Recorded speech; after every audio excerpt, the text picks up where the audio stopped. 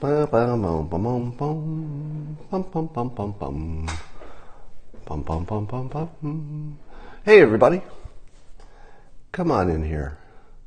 You know you want to, because you know that it's time for Coffee with Scott Adams. I'm Scott Adams. Many of you are not. And if you are prepared, you have your mug. You have your cup, your glass, your chalice, your stein, perhaps a thermos. I like to think you filled it with your favorite beverage. I like coffee. Now join me for the simultaneous sip.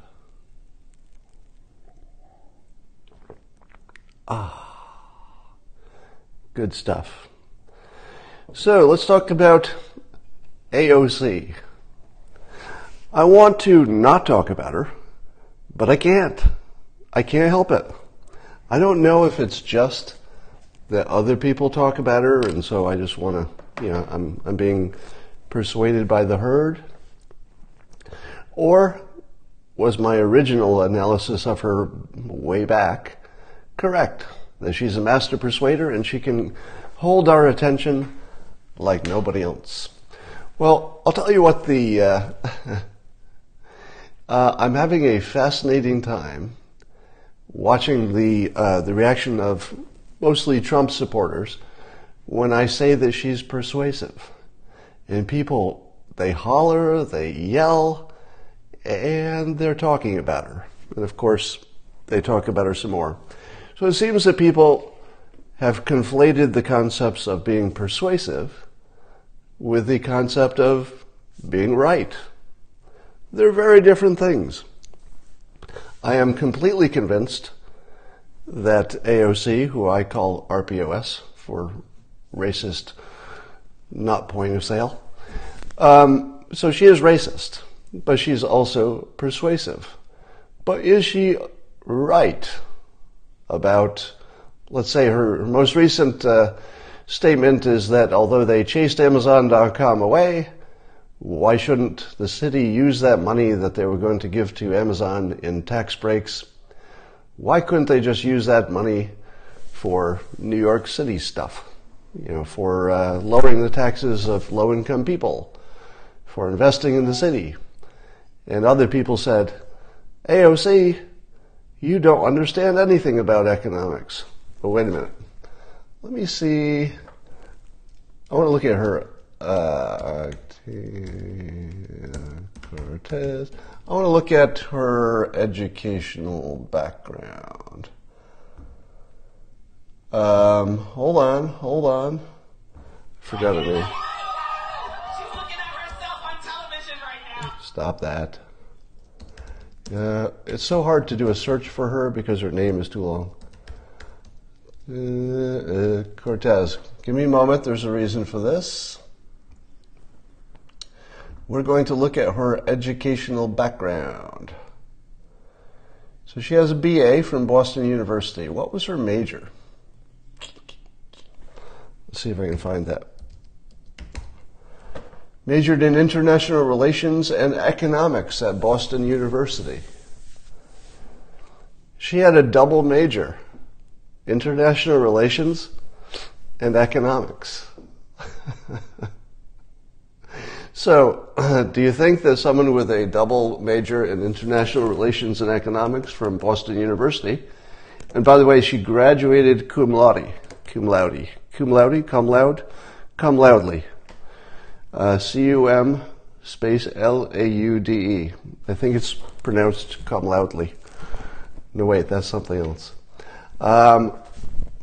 So she could have been summa cum laude, but that's still pretty good for a double major. Now here's the question to you. Do you believe that she doesn't understand that tax breaks for Amazon were really about them not paying as much taxes as they would ordinarily? Or does she think that the city took some of its own city money and was going to give it to Amazon? It's an interesting question. Somebody says she minored in economics, and that might be true, but I'm looking at Wikipedia and it reads exactly this. that Ocasio-Cortez majored in international relations and economics. So it says she majored in both, but it's possible that she minored, if Wikipedia is wrong. But in either case, do you think she doesn't understand that? And I'm asking the question without actually knowing myself. I don't know. I don't know if she understands it or not. But I'll tell you what I do know. Doesn't matter. It doesn't matter a bit. Because she's only talking to the people who want to believe that. That she's talking to people who want to believe that the city should have been nicer to its residents and less nice to the biggest corporation in the world. Are they the biggest? They're up there. And so her message is quite persuasive to the people she's talking to. She's not talking to Republicans. So if she did, I imagine she would change her message to be more compatible with persuading Republicans. We no longer live in a world where it makes sense to even bother trying to persuade the other team. The best you can do is persuade your own side, and maybe you tip a few independents if you get lucky. So here's the open question. We don't know what she understood, but if she's a master persuader, chances are it didn't matter the details. What probably mattered is that she told the simplest version of the story, which is that she's supporting the low-income people and not the big corporations. I guarantee you that 95% of the public doesn't know what's wrong with that, doesn't know that CNN was going to produce money and then not pay all of it to the city. That's different from the city taking its own money and giving some of it to Amazon. Now, there is apparently, excuse me. Now, that's not a completely accurate description of the situation, as AOC clarified herself in a tweet. That part of the deal was they were actually going to give, I think, $500 million in capital improvements or whatever to Amazon. So there was a chunk of that. There was actually money from the city that was going to go directly to Amazon. So that part is real. And she got that right.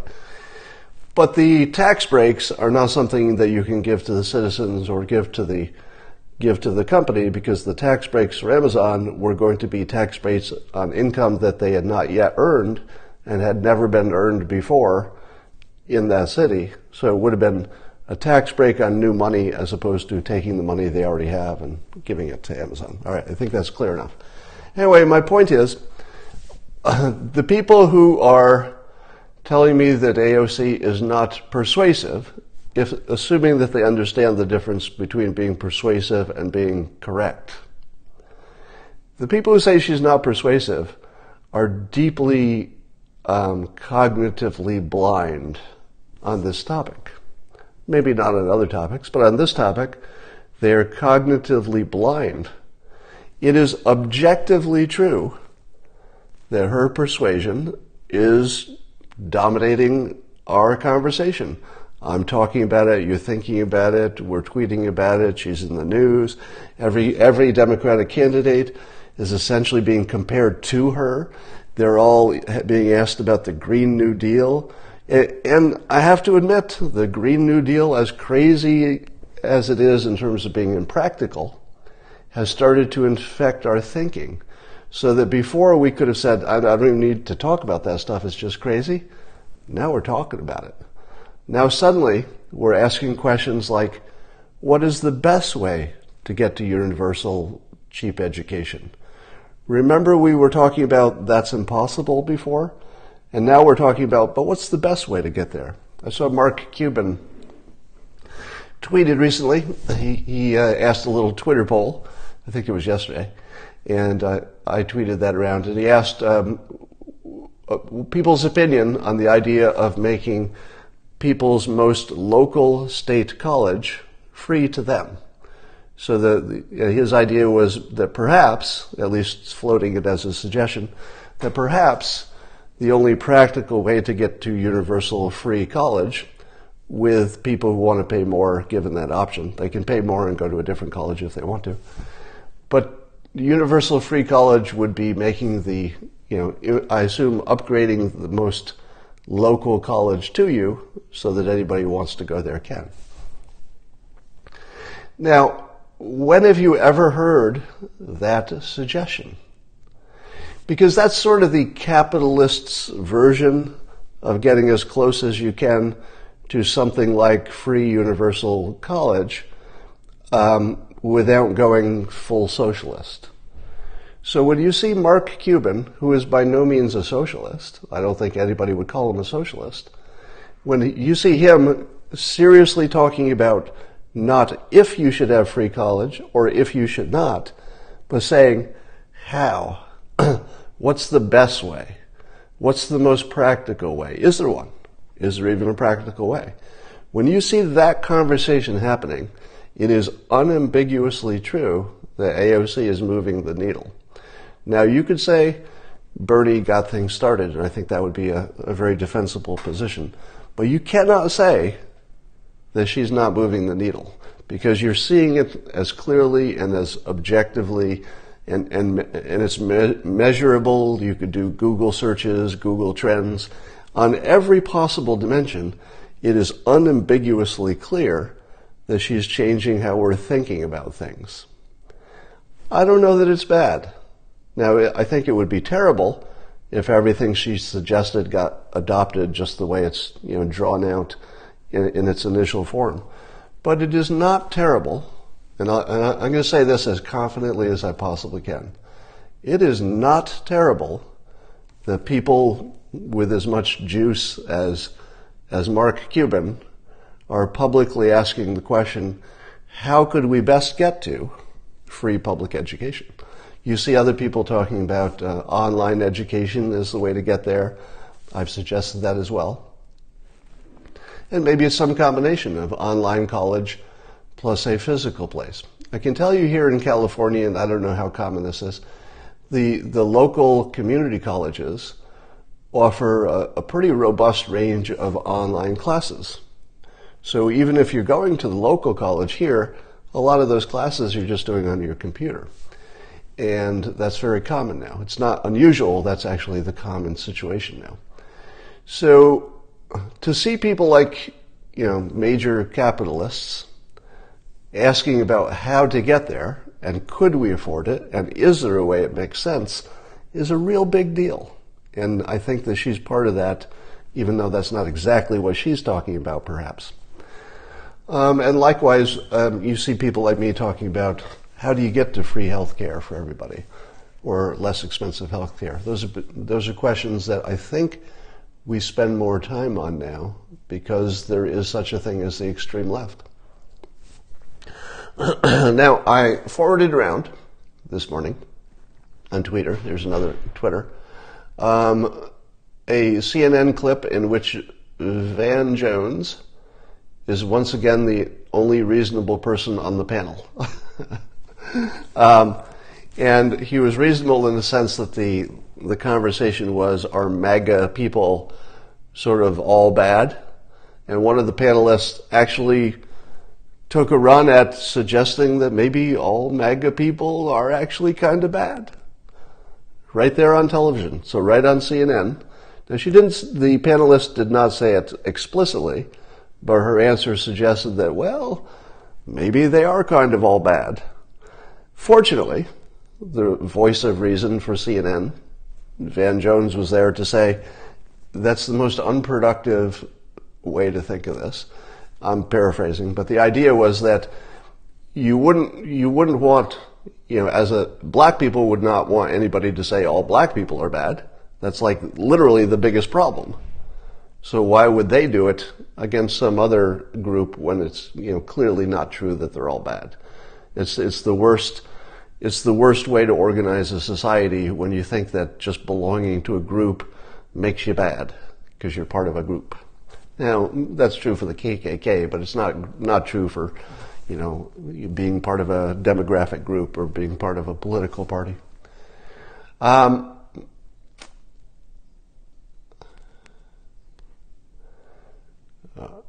All right. All right, I'm looking at your comments here. Yeah, there's the story about an IRS agent leaked some tax information to Avenatti. I can't think of a worse disgusting thing than that. But it's not much of a fun story. So somebody's prompting me to talk about 6G. So apparently the president tweeted that we wanted to get to 5G, which would be the faster internet after 4G, the faster wireless internet. And and then he said maybe even 6G. And then the fact checkers said, wait a minute, there's no such thing as 6G? What is this president talking to? And I remember laughing and thinking to myself, there might not be a 6G, but don't you know what he's talking about? Isn't this once again directionally accurate? If it's true that there's a 4G, and of course there is, because we're all using it, and it's true that we're working on 5G, why would it not be true that sooner or later there's going to be something like a 6G? Now, if it's like all the other Gs, everybody will argue about whether that's real 6G or is it really 4G plus 2, or, people are going to argue whether things are truly 6G or not. But it is not wrong to say that if we're looking at going from 4 to 5, that maybe we should look past it to 6, even if we don't know what 6 is yet. A perfectly reasonable thing to say that people attacked him for being irrational.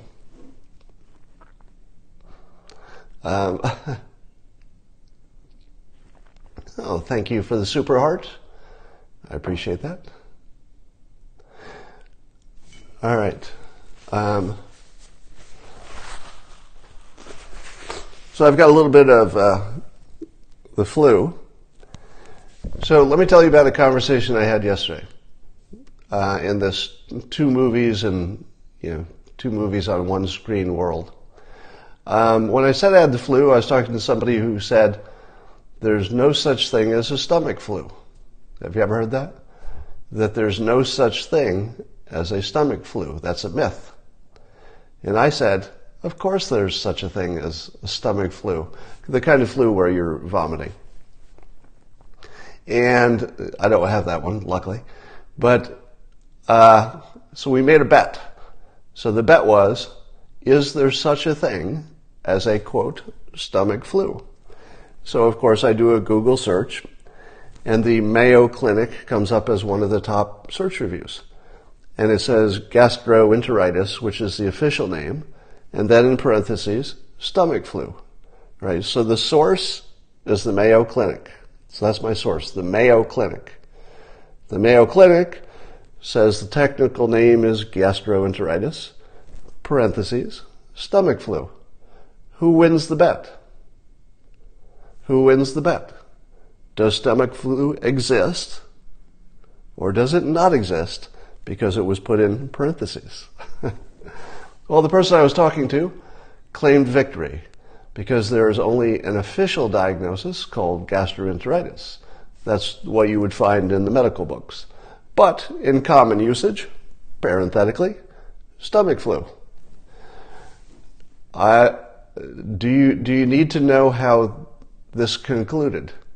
It concluded with both people thinking that they had won based on looking at the exact same information. Exact same information. Mayo Clinic, gastroenteritis, parenthetically, stomach flu. And still, with this simple example, now most of you are, you're watching this Periscope, so you're biased in my favor, so you're saying I won. Now, it doesn't matter that I thought I won, and it doesn't matter that maybe you think I won. What matters, and this is the point of my story, is you can't convince somebody else that you're right, even if you're looking at it. There is no amount of evidence, no amount of proof, no amount of seeing it with your own eyes that makes any difference to anyone.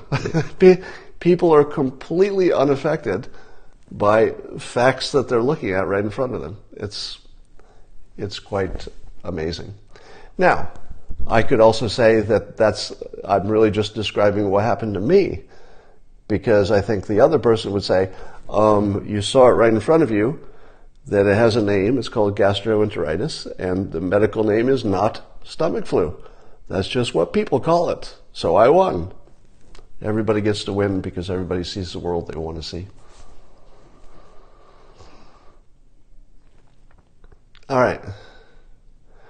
Was this another wealthy person? No comment.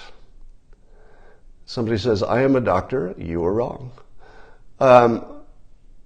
So, from the doctor's perspective, whoever it was that said you're a doctor, please give me a detail.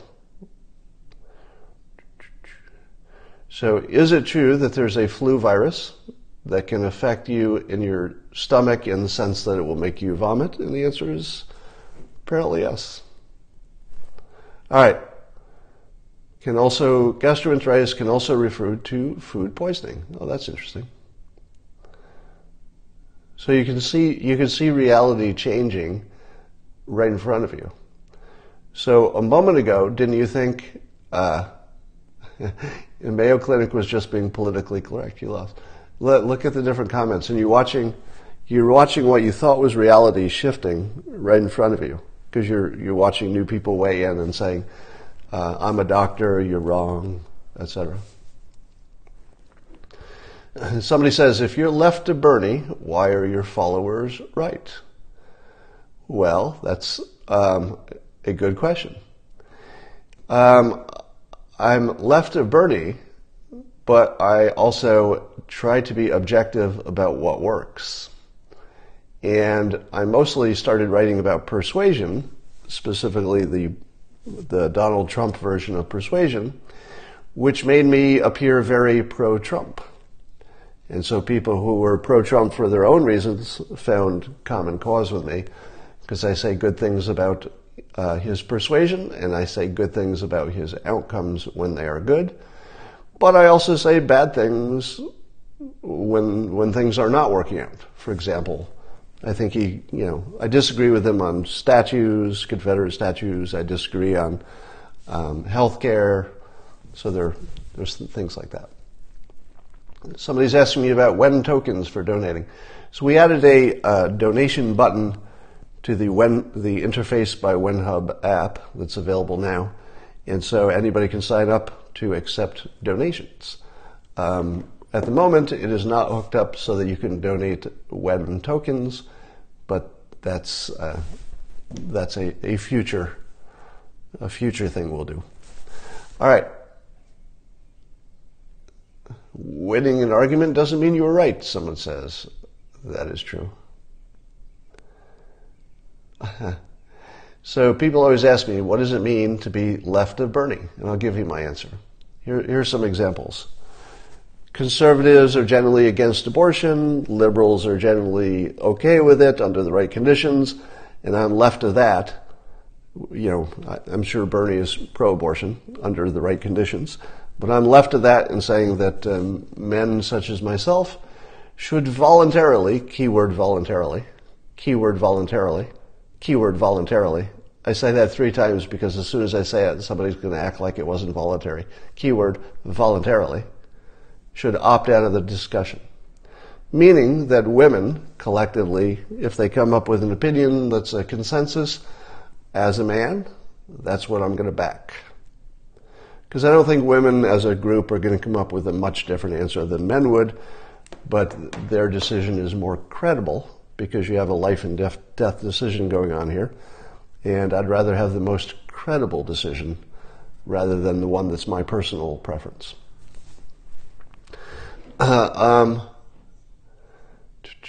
Said the magic word should.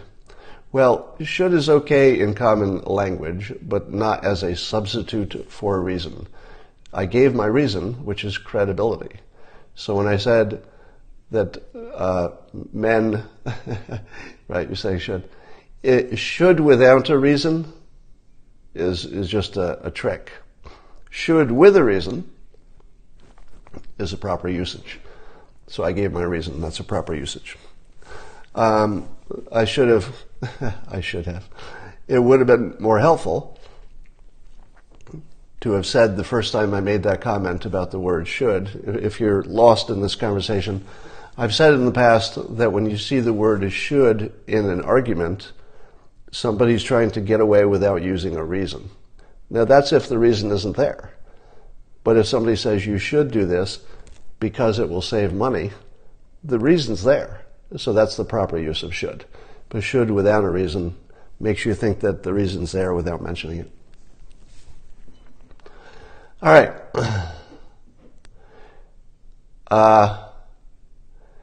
Then I'm also left a burning on religion. So conservatives tend to believe in the Bible. Liberals are a little bit more likely to be non-believers, although many of them are, probably most of them. And I'm left to that. I think we're probably a simulation. So there are a number of examples like that. But none of that leftness. And another example is I think we should have, I think healthcare that's affordable and available to anyone, and as well as education that's affordable and available to everyone, is a good standard to look for. But I don't think we can get there just by raising taxes. We have to get there more cleverly. Sort of let's call it the Mark Cuban approach. There's probably a capitalist-friendly way to get to the things that the socialists want but don't know how to get there. Capitalism. Let me say this better. I'll turn this into a quote so you can have a pithy quote. Capitalism can get you what socialism wants faster than socialism can get it for you. Scott Adams. So that's the frame that I think is most useful. Capitalism can get you what socialism wants better than socialism can get it for you. So nobody wants people not to be able to go to college. Nobody wants people to have big college loans. Nobody wants people to not have, I'm talking about, and nobody wants people to not have access to affordable health care. It's just how do you get there? And the capitalists believe that you could get there better through capitalism, even if it takes a long time, even if it's ugly, even if there are, bumps and setbacks. But it's sort of the only path that we understand. The pure socialist path to get to those things seem consistently bad. Oh, let me talk about the most important thing in the world right now. I feel as though there's always one most important question that people have. One uncertainty, one bad framing of things that becomes the biggest problem in the world. And let me tell you what I think that is. Have you watched conservatives try to explain, let's say on television, let's say pundits, writers, have you watched conservatives try to explain why socialism is a bad idea? Because I have. I've seen quite a few people try to explain it. And every time I watch the explanation, understanding that I already agree with the point, all right? So I'm starting from a position of thinking that capitalism is better than socialism. So I'm already on that team, and then when I hear conservatives explain the advantages or the disadvantages of socialism, I think to myself, I don't know how those dots connect. Because you hear things like, socialism always leads to dictators. That might be true, but I don't know what the connecting tissue is. I don't see the cause and effect. I don't see the clear path from that. So it always rings as anti-persuasive. In other words, the more I see a conservative trying to tell me that socialism is a bad idea, they do such a poor job of persuading that I end up thinking, well, maybe it's a better idea than I thought if somebody doesn't have a good reason against it. I mean, I was already biased in favor of capitalism, and still you can't give me an argument that sounds good to me, and I'm already on your side. And so I ask you this, and maybe you could do this in the comments. Have you what is the argument against socialism in one sentence? So here's a little test for you. I'm guessing that the vast majority of you, probably at least 90% of you, are clearly on the socialism is bad train, because that's who I attract to this Periscope. It's against the will of the people, but that's every tax is against the will of the people. Depends on altruism, not persuasive. Lacks the protections, not persuasive. Centralizes power, not persuasive.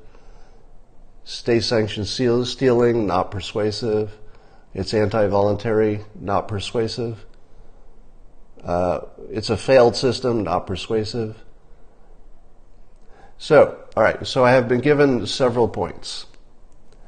What have I taught you about arguments which have several problems?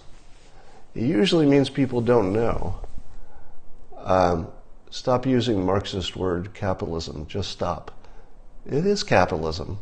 You're ridiculous. It's ridiculous not to use that word. That's a ridiculous comment. Has to be centrally controlled. All right, so here's the problem. When people talk about the problems of socialism, they give you 7 different reasons. But none of those reasons are like they feel right. They just feel like you're trying too hard. Let me put it this way. When people criticize President Trump, and most of you are pro-Trump, when they criticize the president, have you noticed that they're all over the board? It's not one thing he does wrong. It's like, oh, there's this and this and this, and he did this and he said this and he said this and he did this and he did this and he did this. So it's not this one problem we have with the president. It's 15 of them. Whenever I hear that, I know that people don't have clear thinking. I have to go in a minute. So if there were one, maybe 2, good criticisms of socialism, people would use those, and that would be the end of the story. So they would say, socialism is bad, here's my reason. By the way, there are 7 other reasons, but the only one you need to know is this one reason. Right? Yeah, and I'm watching more reasons go by. Inefficient, no upward movement, blah, blah, blah, blah, blah, blah, blah, blah, blah. So the anti-socialism argument needs to be fixed, because if the best you have is that you'll turn into Venezuela, and then the other side says, no, we'll turn into Europe, and Europe is fine, you don't have an argument.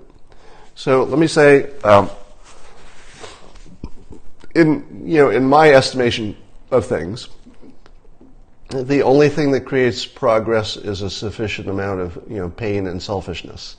And that if your system does not recognize people's selfishness and greed, you don't have a working system. But I don't know if that's persuasive. So let's work on a good argument of capitalism, or let's say, a capitalism with a little bit of socialism the way we have it now, versus a more pure form of socialism. And let's see if you have an argument. So, and here's the terrible argument. The worst argument is food shortages. That's not a reason. That's not a reason. That's a projected outcome, but where's the reason? There is a reason, but you didn't list it. Disincentive to work. Do Europeans have a disincentive to work? You would have to demonstrate that the people in Europe are disincented to work. Because what if somebody says, what if the lowest 20% of the lazy, unproductive workers don't work? Are we better off or worse off? I don't even know. All right, but I got to go. Got to do some stuff, and I will talk to you later while you're working on your anti-socialism arguments.